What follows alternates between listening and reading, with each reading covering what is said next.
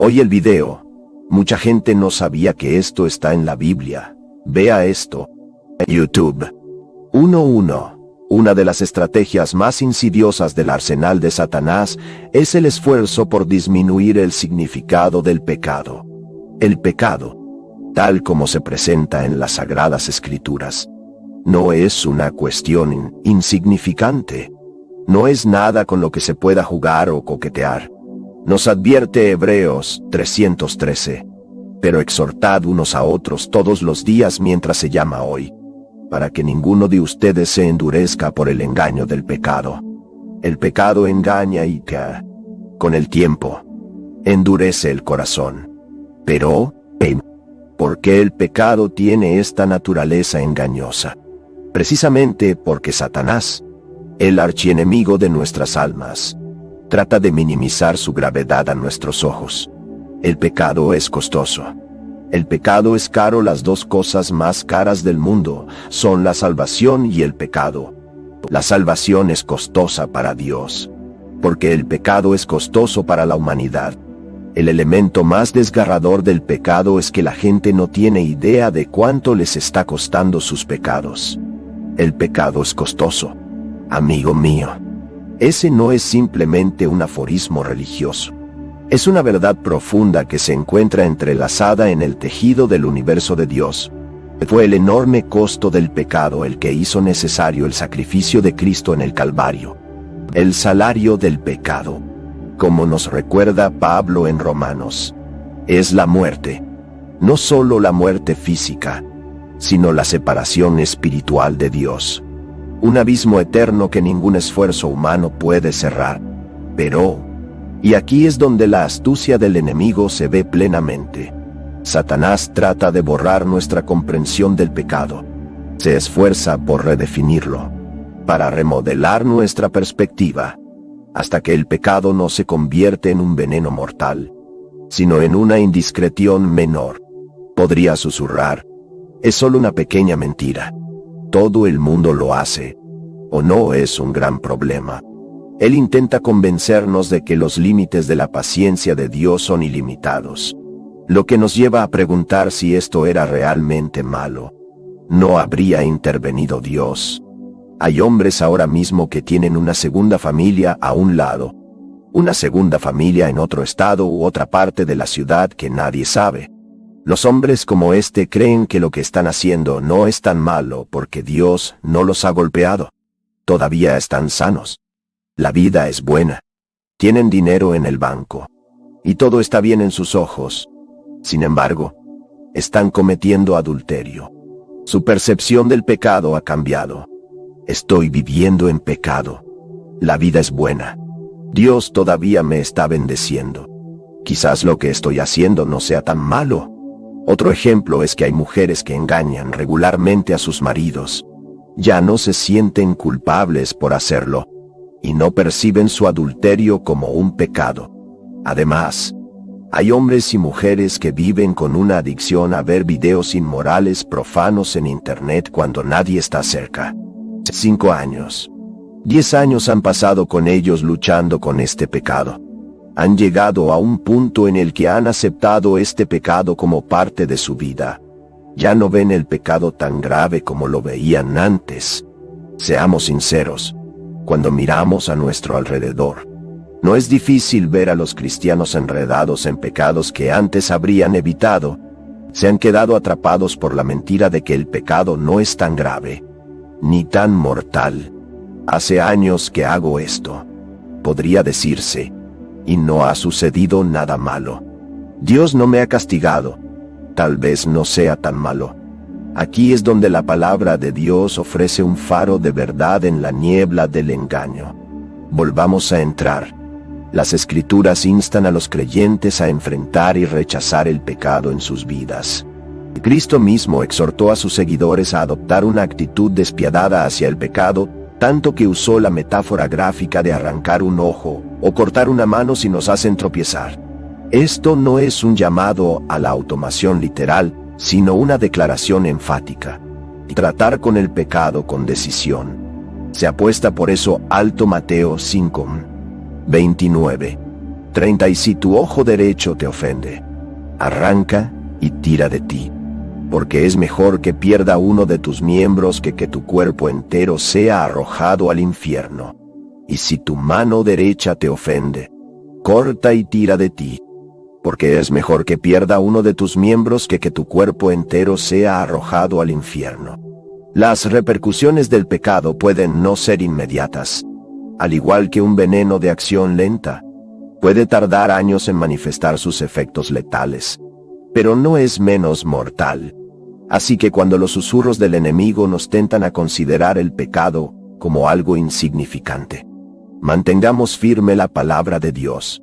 Recordemos el precio que Cristo pagó por nuestros pecados, y elegamos diariamente caminar en la luz de su verdad, porque mientras el pecado es engañoso y endurecedor, la gracia de Dios es abundante y suavizante, llevándonos al arrepentimiento y la transformación.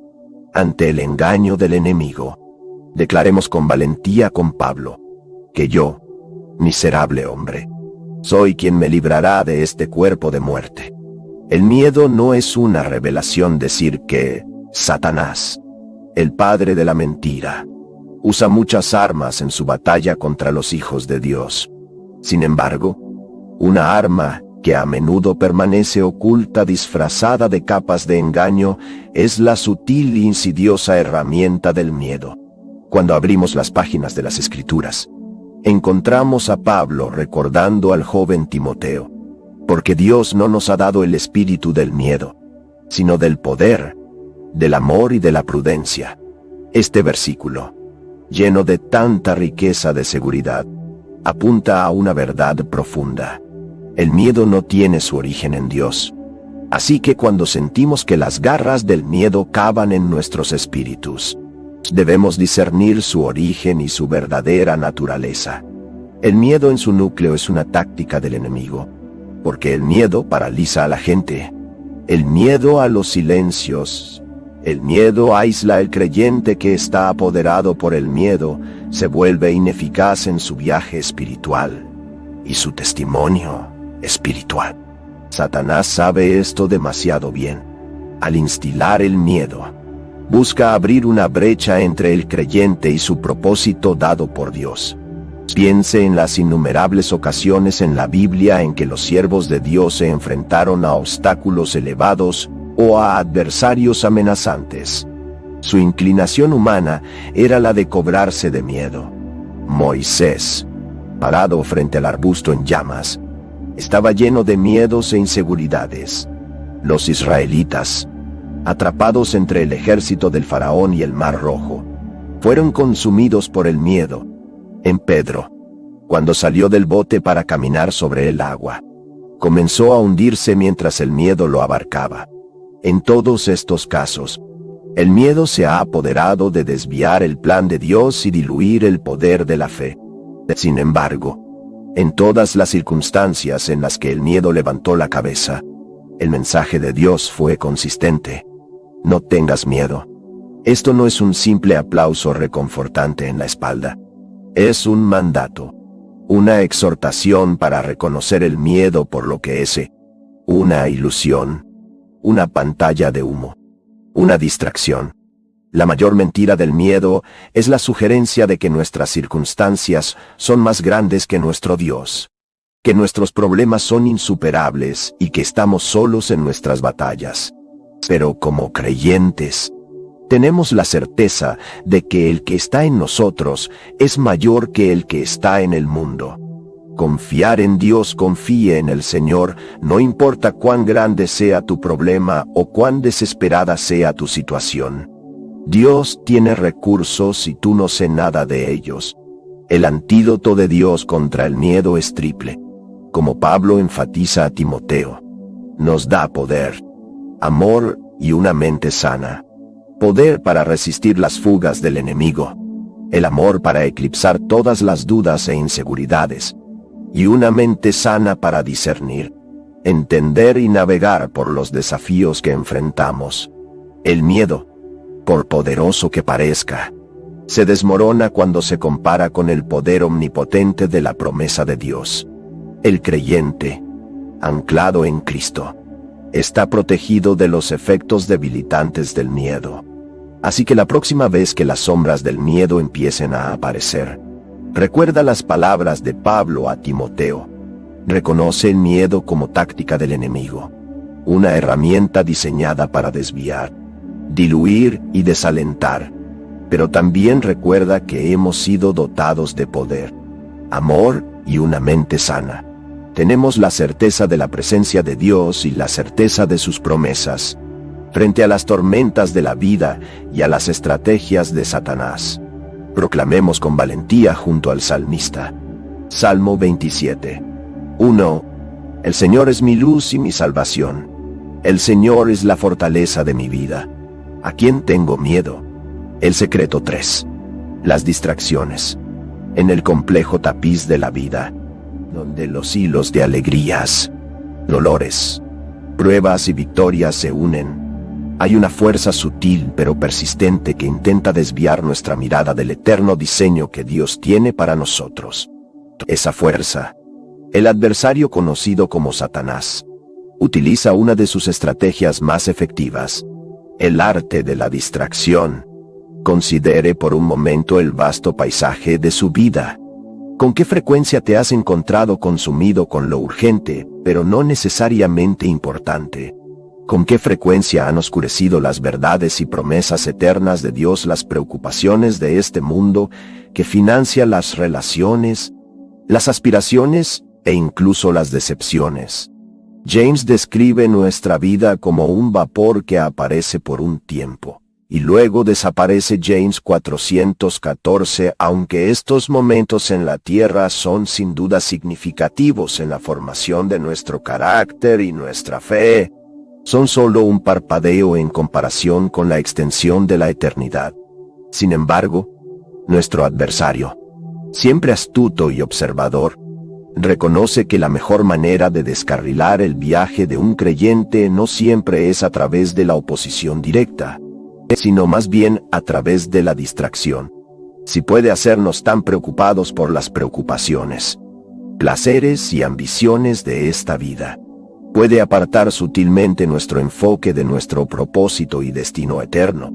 La sociedad está ocupada, estás ocupado, es posible que me esté escuchando ahora mismo mientras hace otras 3 cosas. ¿Por qué? Es porque estás ocupado. Nuestra sociedad es una sociedad supersónica. Es una sociedad en hyperdrive, café instantáneo. Entrega al día siguiente. Instantáneo, esto. Instantáneo, eso, y más a menudo que no.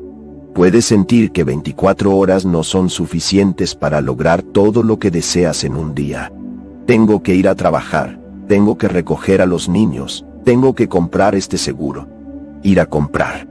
Mantener mis relaciones con la familia y los amigos. Arreglar esto porque está roto. Pagar las cuentas. Dormir. Despertar y volver a hacerlo todo de nuevo.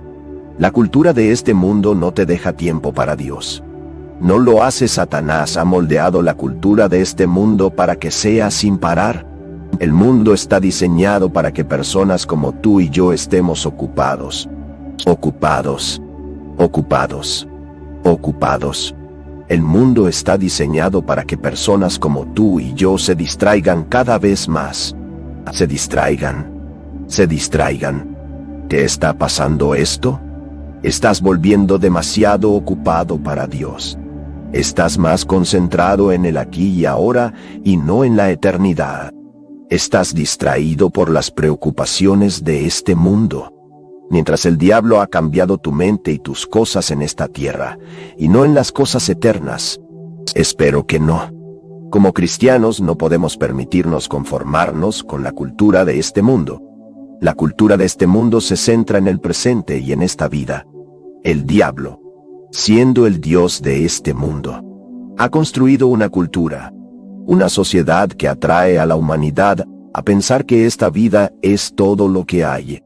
2 Corintios 4 versículo 3 y 4, pero si nuestro evangelio está oculto a los que se pierden, en quienes el Dios de este mundo ha cegado la mente de los que no creen, no sea que la luz del glorioso evangelio de Cristo, que es la imagen de Dios, Brille sobre ellos. El mensaje del Evangelio te enfrenta a la realidad de que morirás y que luego serás juzgado por un Dios eterno. El mensaje del Evangelio lo confirma, y una de las formas en que el diablo oculta este mensaje es al estar demasiado ocupado, manteniendo a un individuo demasiado ocupado para Dios. Este mundo no quiere que estés preparado para el mayor encuentro de tu vida. Hay una cita que todos los hombres y mujeres deben cumplir, y que es con Dios. La Biblia nos dice esto muy claramente, Hebreos 9:27, y como está destinado a los hombres morir una vez. Pero esto después del juicio. No puedes evitar este tema. Esto es algo que todos los hombres y mujeres deben lidiar con. Así que te hago la pregunta otra vez. ¿Estás listo para conocer a Dios? ¿Estás preparado? ¿Sí? ¿Has preparado tu 401 OK? Sí. ¿Te has preparado para la jubilación? Sí. Ustedes se han preparado para el futuro de sus hijos. Pero, ¿te preparas para encontrar a Dios? No quieres estar preparado para encontrar a Dios. No quieres estar preparado para encontrar a Dios. No quieres estar preparado para ese día cuando llegue. No. Los ángeles en cadenas son los ángeles que pecaron y dejaron su lugar de residencia en el cielo. Ahora están en cadenas, en la oscuridad y en las mazmorras sombrías. Este concepto de ángeles caídos en cadenas es fascinante y sobrenatural, y nos enseña importantes lecciones sobre la justicia, el juicio y la misericordia de Dios. La verdad es que la Biblia no entra en gran detalle sobre los ángeles caídos y su origen y lo que llevó a estos santos ángeles al pecado. Además, incluso la caída de Lucifer está envuelta en misterio. Muchos estudiosos de la Biblia creen que Isaías capítulo 14, versículos 12 a 17, describe la caída de Lucifer, el más alto de todos los ángeles. E incluso en su caída no se nos da una gran cantidad de detalles sobre su caída y los eventos que llevaron a su rebelión. Aunque este tema de los ángeles caídos y Lucifer está cubierto de misterio, hay cosas que sabemos con certeza, y que es que en este momento hay un grupo de ángeles, cuyo número no sabemos quién está en las cadenas en el Tártaro. Tártaro es una palabra griega para el inframundo. Esta palabra griega específica solo se usa una vez en el Nuevo Testamento. No tiene ninguna referencia al destino final de los impíos o al infierno. Algunos estudiosos de la Biblia creen que el Tártaro puede ser una sección especial del infierno. Creen que el Tártaro es posiblemente el mismo lugar que el abismo o el abismo sin fondo. Sin embargo, hay un consenso general entre todos los eruditos de que el Tártaro no es el mismo lugar donde los humanos malvados serán llevados para juicio. 2 Pedro, capítulo 2, versículos 4 a 6. Porque si Dios no perdonara a los ángeles que pecaron, sino que los echó al infierno, y los entregó en cadenas de oscuridad para que fueran guardados para el juicio, y no perdonó al viejo mundo, sino que salvó a Noé, la octava persona, predicador de justicia que trajo el diluvio sobre el mundo de los impíos, y, convirtiendo las ciudades de Sodoma y Gomorra en cenizas, los condenó con una destrucción, convirtiéndolos en un ejemplo para los que después vivirían impíos. En primer lugar, debemos reconocer que los ángeles caídos fueron creados por Dios para servirle.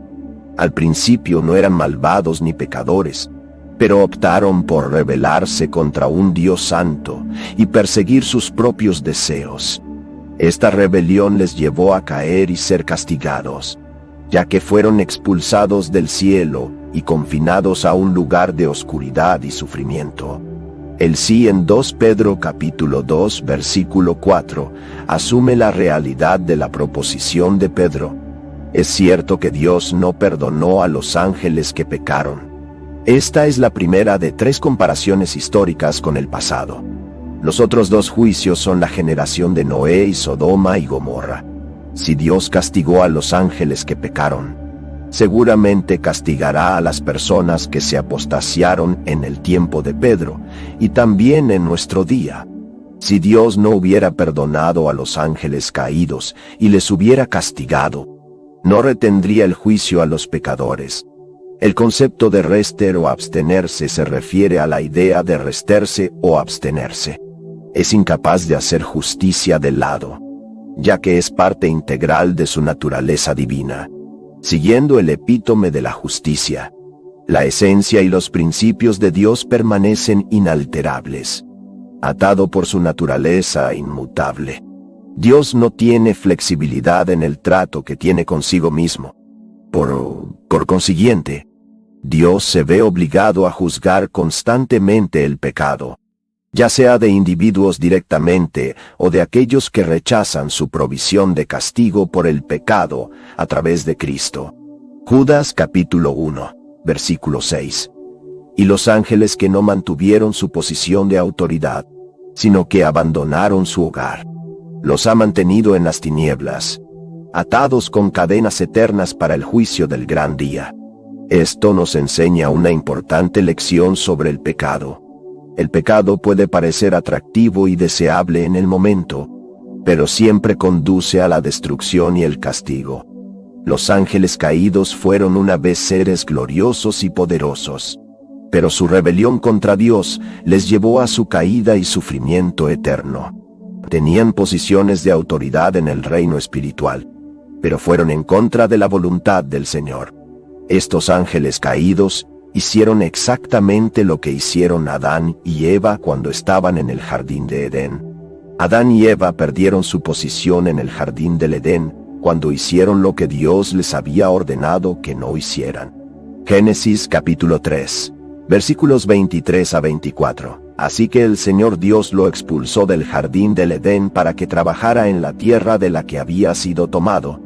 Después de expulsar al hombre, colocó al lado este del jardín de Edén a querubines y una espada en llamas, que parpadeaban hacia adelante y hacia atrás para proteger el camino al árbol de la vida. Los ángeles caídos que estamos analizando hoy también perdieron su posición cuando pecaron. Esta es una de las verdades más importantes acerca de Dios. Dios siempre juzga el pecado. Dios juzga el pecado cada vez que lo hace. Si no juzgara el pecado cada vez, entonces sería un mentiroso. Y si Él es un mentiroso, no es Dios. Fundamentalmente, Dios juzga el pecado cada vez que lo hace. Además, esto debería ser un recordatorio humillante de que Dios no es un hombre de persona. Si Dios juzga a los ángeles, que en muchos aspectos son superiores a los hombres, ciertamente juzgará a la humanidad rebelde. Dios tiene una tolerancia cero para la rebelión. Dios tiene una tolerancia cero a cualquier tipo de pecado. Romanos capítulo 1 versículo 18. Porque la ira de Dios se revela desde el cielo contra toda la impieza e injusticia de los hombres que suprimen la verdad con injusticia. Dios tiene una tolerancia cero para la rebelión. Dios tiene cero tolerancia hacia el pecado de cualquier tipo. Cada pecado que haya cometido alguna persona será castigado directamente con el individuo que cometió esos pecados. Y la única manera para que un individuo pueda escapar del castigo total de sus pecados es aceptando la muerte sustitutiva del perfecto santo y justo Jesucristo en la cruz. En segundo lugar, el concepto de ángeles caídos encadenados nos recuerda la justicia y justicia de Dios. Incluso los seres más poderosos y privilegiados están sujetos al juicio y castigo de Dios cuando se rebelan contra Él. La justicia de Dios es perfecta e imparcial, y no dejará que el pecado quede impune.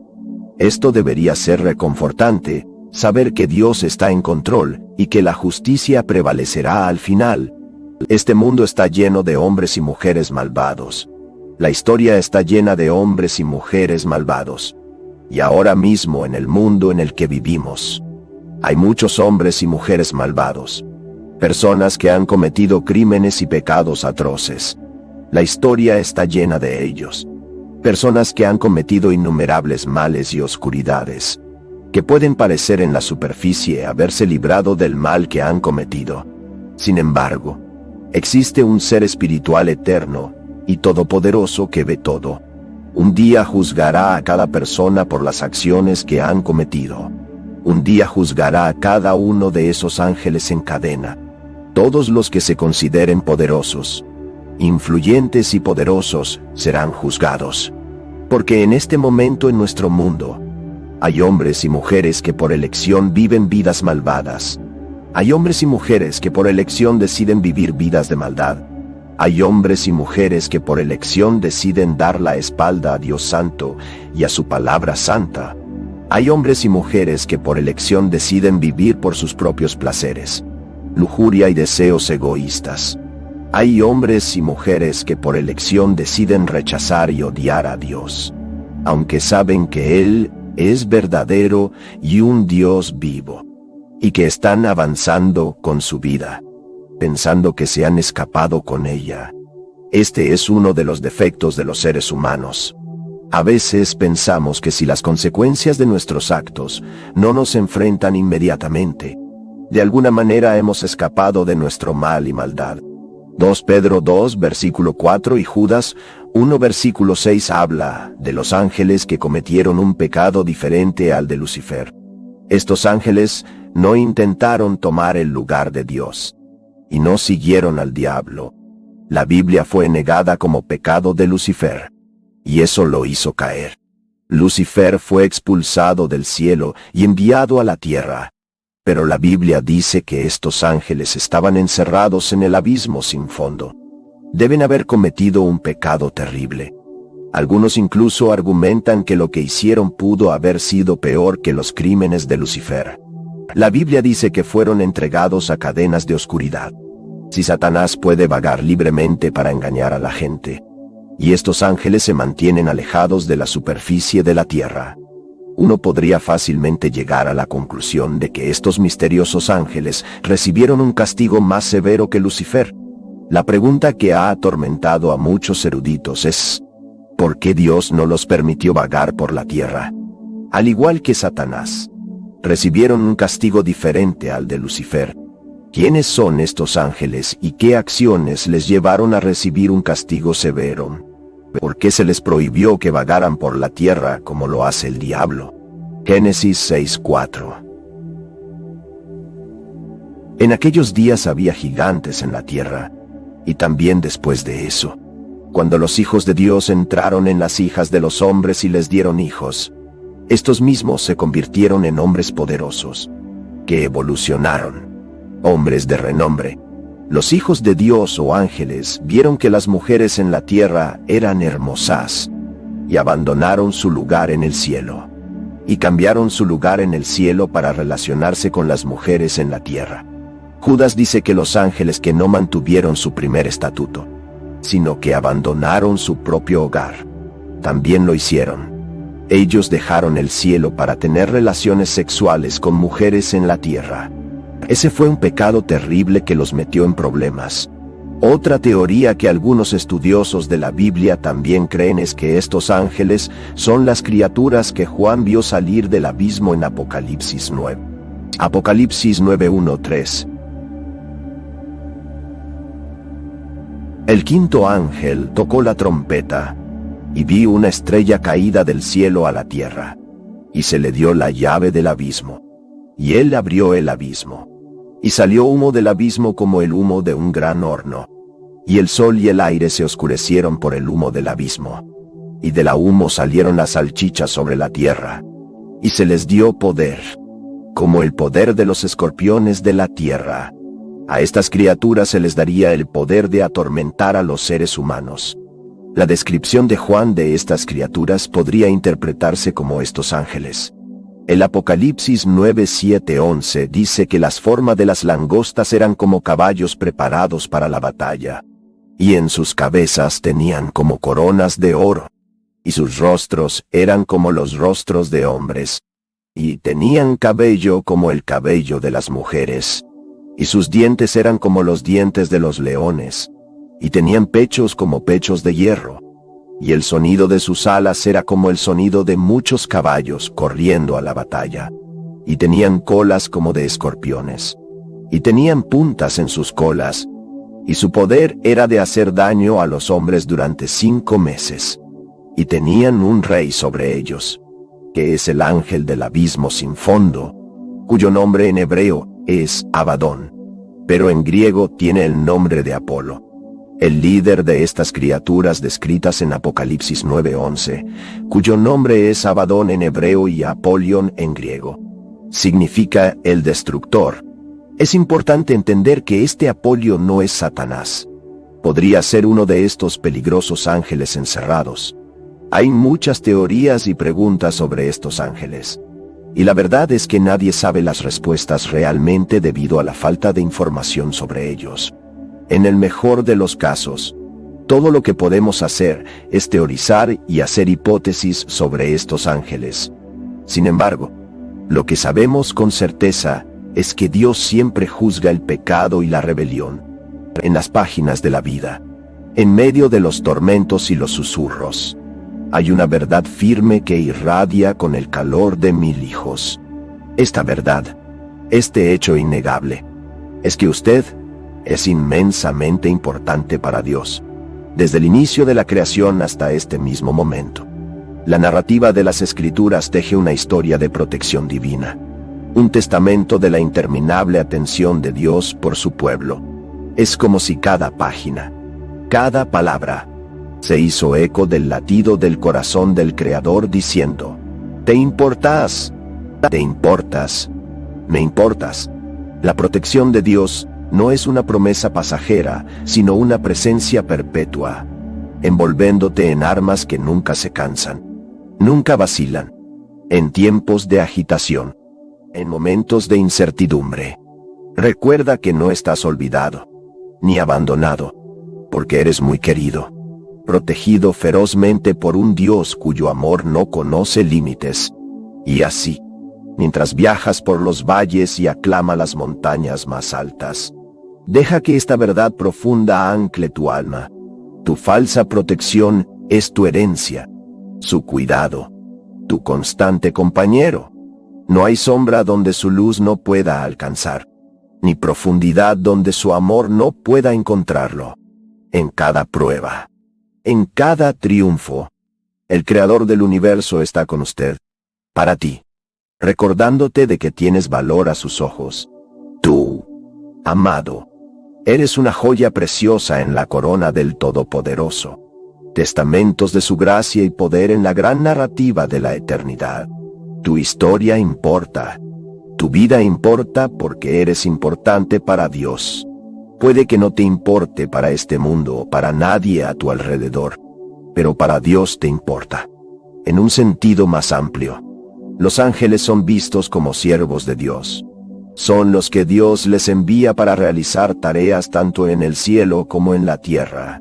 La Biblia contiene numerosos relatos y enseñanzas sobre los ángeles. En nuestra fe, los ángeles desempeñan un papel importante en nuestras vidas y familias, así como en todos los ámbitos de nuestra existencia. Mientras me escuchan ahora mismo, es muy posible que al menos un ángel esté presente en su hogar. ¿No es eso maravilloso? Salmos 91 versículos 11-12, porque Él dará a sus ángeles mandato sobre ti para que te guarden en todos tus caminos. Te llevarán en sus manos, para que no estremeces el pie contra la piedra. El presidente tiene el departamento del servicio secreto protegiéndolo, los mejores humanos cuidándolo. Pero tú, por otro lado, tienes ángeles secretos que te vigilan y te cubren la espalda. Si bien puede que no te sientas importante en este mundo y que pueda reducirse a un número de seguridad social a los ojos del gobierno, eres importante para Dios. Él te valora tanto que envió a su único Hijo para que puedas pasar la eternidad con Él. Además, mientras estás en esta tierra, los ángeles de Dios te están vigilando. Algunas iglesias promueven una falsa doctrina que intenta negar la existencia de ángeles o de cualquier cosa sobrenatural. Sin embargo, No es prudente ignorar esta realidad, porque la Biblia nos informa claramente sobre la existencia real y tangible de los ángeles. Hay casos en que Dios envió ángeles para una obra especial. Dios envió ángeles a Lot. Lot, sobrino de Abraham, se separó de él. Lot fue a Sodoma y Gomorra. El pecado de la gente de esas ciudades era tan grande que Dios decidió destruirlos. Los ángeles fueron enviados para advertir a Lot de la inminente destrucción y para guiar a Lot y su familia fuera de la ciudad. Génesis 19 versículo 1. Y 2 ángeles llegaron a Sodoma por la noche, y Lot estaba sentado en la puerta de Sodoma, y Lot, viéndolos, se levantó para recibirlos y se inclinó con su rostro hacia el suelo. La tarea principal de estos ángeles era guiar a la familia de Lot fuera de la ciudad, que estaba destinada a la destrucción. El versículo 16 revela más, y mientras se retrasó, los hombres le tomaron la mano, a su esposa y a sus 2 hijas, el Señor teniendo misericordia de él, y lo sacaron y lo pusieron fuera de la ciudad. Los ángeles del Señor ayudaron a la familia de Lot a escapar de la ciudad y a ser salvados de su destrucción. Asimismo, en ninguna parte de la Biblia se nos dice que Dios ha dejado de usar ángeles para proteger y guiar a su pueblo. Estos ángeles siempre están encarcelados a tu alrededor. Nunca te quitan los ojos. Hay un ángel en tu casa. En el sueño de Jacob, vio ángeles subiendo y bajando una escalera. A veces nos olvidamos del significado de este sueño. La parte superior de la escalera representa al Señor Dios mismo. Significa que estos ángeles se mueven constantemente entre el cielo y la tierra, cumpliendo sus tareas asignadas. Ellos salen continuamente de la presencia de Dios para llevar a cabo lo que se les ha ordenado hacer. Una de sus responsabilidades es garantizar la seguridad de usted y su familia. Los ángeles siempre están encarcelados en tu casa, vigilándote. Dios los envió para estar con ustedes. Desafortunadamente, a menudo no somos conscientes de las situaciones peligrosas que estos ángeles han impedido que sucedieran, por lo que tendemos a dar por sentado su existencia. Es posible que no veamos todas las veces que han intervenido y nos han protegido de las llamadas cercanas y de las circunstancias peligrosas, por lo que a veces nos olvidamos de sus prisiones. Pero la Biblia confirma su realidad. Nos dice que los ángeles son espíritus ministros, vigilando sobre nosotros. Podría muy bien haber un ángel en tu casa. Si Dios te abriera los ojos, tal como lo hizo con el criado de un lichí, te sorprendería lo que verías y experimentarías. Hay un mundo espiritual genuino que nos rodea. No solo existimos en un mundo de seres humanos, vivimos en un mundo habitado tanto por personas como por seres espirituales. En Mateo 18, versículo 10, Jesús nos instruye a no despreciar a los pequeños, porque sus ángeles y el cielo siempre ven el rostro de su Padre. Esto hace hincapié en que hay ángeles asignados a vigilar y proteger a los hijos de Dios. Estos ángeles tienen acceso constante a la presencia de Dios en el cielo. Por lo tanto, tenga la seguridad de que usted y su familia están bajo la vigilancia de los ángeles de Dios. Están presentes en tu vida y en tu hogar, asegurando tu bienestar y protegiendo contra el daño. Puedes encontrar consuelo y paz sabiendo que Dios los ha enviado para estar contigo y protegerte de cualquier mal que pueda surgir. Tienes la providencia divina y descansa sabiendo que sus ángeles te vigilan fielmente. Ninguna arma formada contra ellos prosperará. Isaías 54:17 dice que ninguna arma que se forme contra ellos tendrá éxito, y que cada lengua que se levante contra el juicio será condenada. Esta es la herencia de los siervos del Señor, y su justicia es de mí, dijo el Señor. El contexto de este versículo es crucial para entender su verdadero significado. En este capítulo, el profeta Isaías se dirige al pueblo de Israel que acababa de regresar de la cautividad en Babilonia.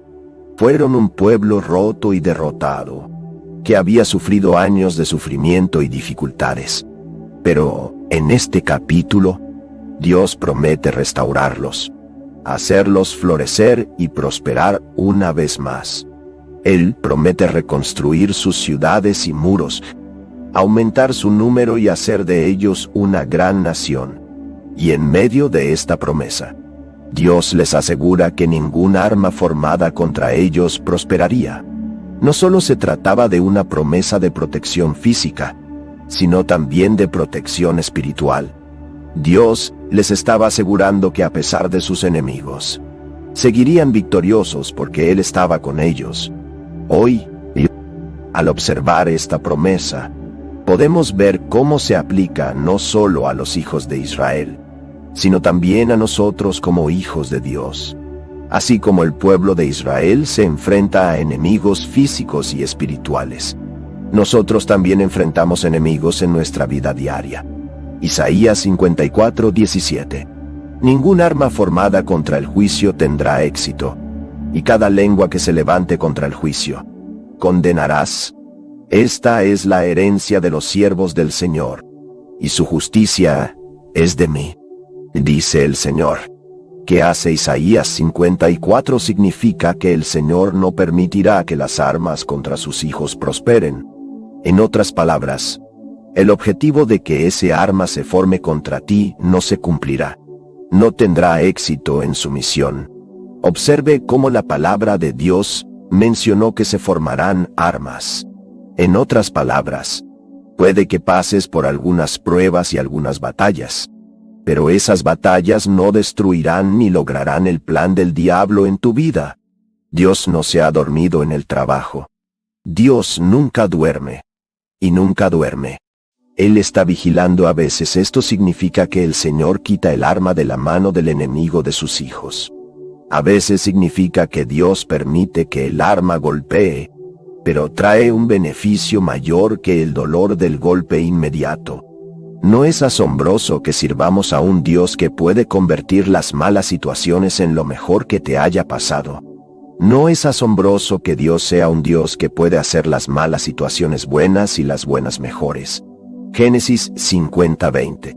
Pero en cuanto a ti, tenías en mente el mal contra mí, pero Dios lo quiso para siempre para que se hiciera como es hoy, para salvar a muchas personas vivas. No olvides dejar el like, compartir el video y suscribirte al canal. Hasta la próxima.